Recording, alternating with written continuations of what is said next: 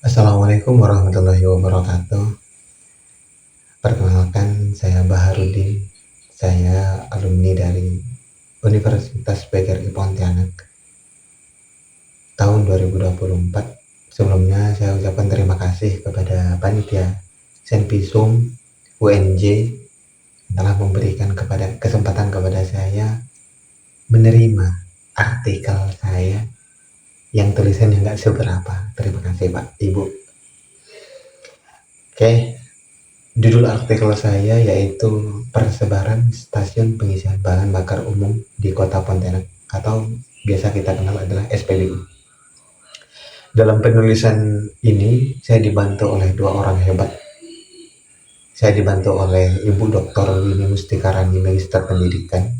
Beliau sekarang menjadi dosen di Universitas Jakarta, Universitas Negeri Jakarta. Dan saya juga dibantu oleh Bapak Dr. Ajun Purwanto, Sarjana Sains Magister Pendidikan. Beliau seorang dosen juga di Universitas PGRI Pontianak. Dewasa ini kita sudah mengetahui bahwasanya kehidupan kita tidak akan bisa lepas dari yang namanya bahan bakar. Salah satu alat yang tidak bisa dilepaskan dari hal itu adalah alat transportasi kita yang kita gunakan sehari-hari. Kita gunakan untuk bekerja, kita gunakan untuk sekolah, kita gunakan untuk pergi kuliah, dan yang lainnya. Nah, yang namanya alat transportasi itu butuh yang namanya bahan bakar minyak. Stasiun pengisian bahan bakar umum merupakan agen resmi yang menyediakan bahan bakar minyak.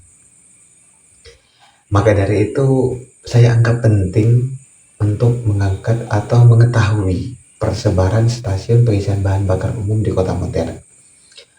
Sebenarnya, permasalahan atau urgensi atau yang timbul dalam benak pikiran saya, pertama itu bukan pola persebarannya, bukan persebaran stasiun pengisian bahan bakar umumnya, tapi ketika saya sadar bahwasanya ada salah satu SPBU, tepatnya itu di Kecamatan Pontianak Utara, itu berdampingan dengan atau berdempetan dengan yang namanya pabrik karet. Nah, terbesit dalam pikiran saya bahwasanya apakah tidak ada prosedur yang menunjukkan atau yang mengarahkan kenapa barang yang mudah terbakar didampingi dengan barang yang mudah terbakar. Nah, di situ mulai terpikir dalam benak saya tuh, kenapa ini bisa terjadi? Apakah tidak ada aturannya? Makanya sebenarnya rumusan masalah yang saya angkat itu dua. Yang pertama itu persebarannya, yang kedua itu adalah kesesuaian lahannya. Di Kota Pontianak, SPBU itu ada sebanyak 29 titik, yang mana itu tersebar di 6 kecamatan. Di Kota Pontianak itu sendiri ada 6 kecamatan. Kecamatan Pontianak Utara, Kecamatan Pontianak Timur, Kecamatan Pontianak Barat, Kecamatan Pontianak Selatan, Kecamatan Pontianak Kota, Kecamatan Pontianak Tenggara. Nah, di situ tersebar beberapa SPBU. Di Kecamatan Pontianak Utara itu ada sebanyak 7 SPBU. Di Kecamatan Pontianak Timur itu ada sebanyak 3 SPBU. Di Kecamatan Pontianak Barat itu ada sebanyak 5 SPBU.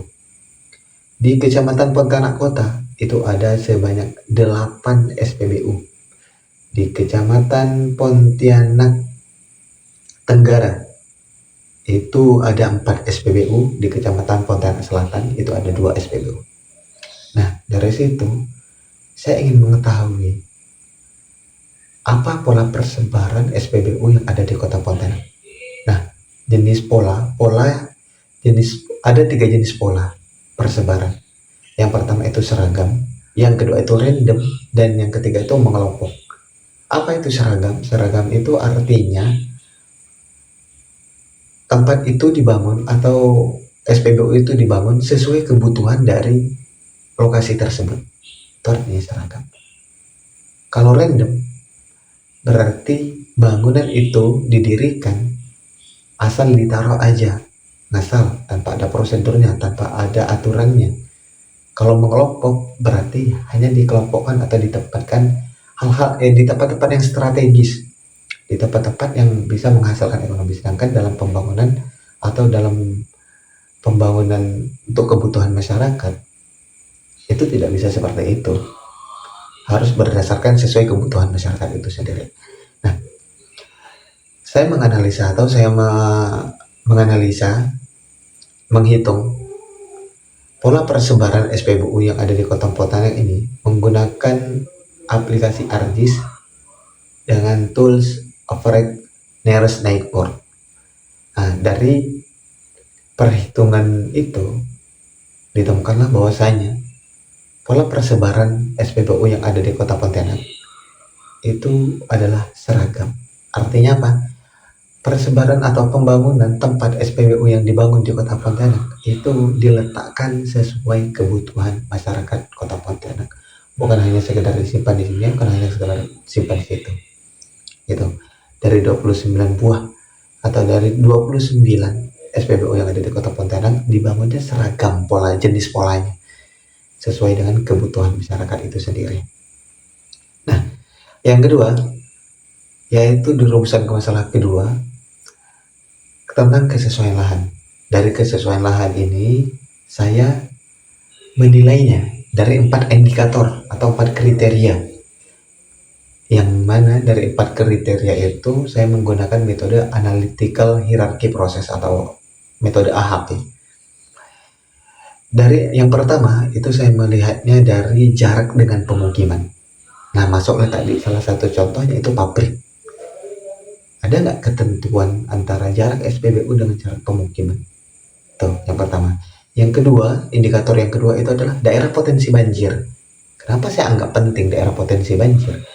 Karena bensin ketika dicampur air, maka nanti kendaraannya akan jadi rusak.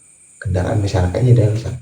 Maka ketika potensi banjirnya tinggi, dikhawatirkan akan tercampurnya bahan minyak itu dengan air.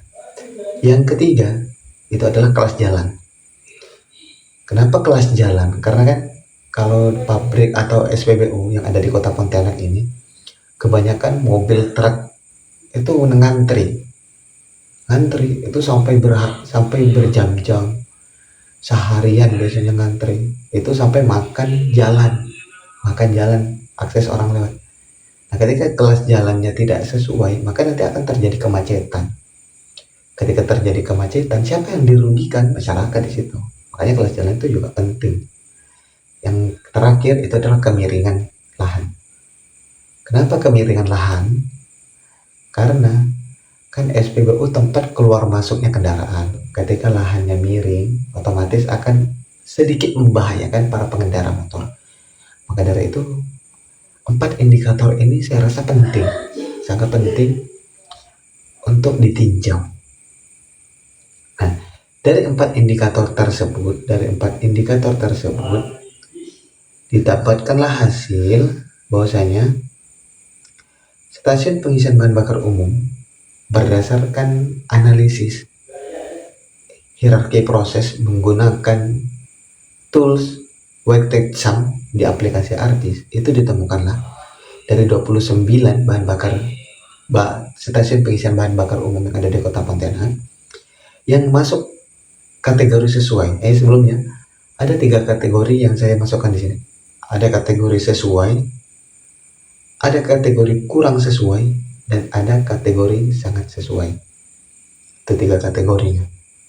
Nah, dari 29 SPBU yang ada di Kota Pontianak, itu ada sebanyak 12 SPBU yang masuk kategori sangat sesuai.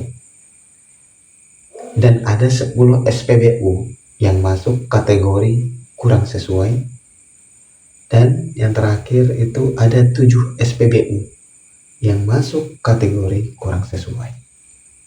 Nah, berdasarkan penghitungan weighted sum di aplikasi ArcGIS, didapatkanlah hasil itu. Jadi dari analisis hierarki proses yang saya gunakan dalam penelitian ini, didapatkanlah seperti itu. Lebih banyak yang sangat sesuai, yang kurang sesuai hanya 7 SPBU. Karena apa? Karena dari 4 indikator itu, mungkin karena dari daerah potensi banjirnya, mungkin dari kelas jalannya, atau mungkin dari jarak dengan pemukimannya, itu dihitung secara otomatis menggunakan tools weighted sum. Nah, mungkin hanya itu yang dapat saya sampaikan.